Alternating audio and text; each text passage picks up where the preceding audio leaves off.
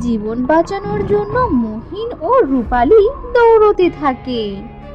পালা রূপালি পালা, বাঘ বাঘ, তুই জলদি পালা রূপালি, তাছাড়া তোকে কিন্তু খেয়ে ফেলবে। বাঘ ভয়ঙ্কর গর্জন করে মহিন ও রূপালীকে তাড়া করে। তারপর সে এক লাফ দিয়ে গরুটার পায়ে কামড় বসায়। ছেড়ে দে, ছেড়ে দে আমার রূপালিকে, ছেড়ে দে। মহিন তার গরু রূপালীকে বাঁচানোর জন্য প্রাণপণ চেষ্টা করে যায়। ঠিক তখনই শুরু হয় প্রবল বৃষ্টি, জোরে জোরে বাজ পড়তে থাকে। হঠাৎ একটি ডাল ভেঙে বাঘের গায়ে পড়ে।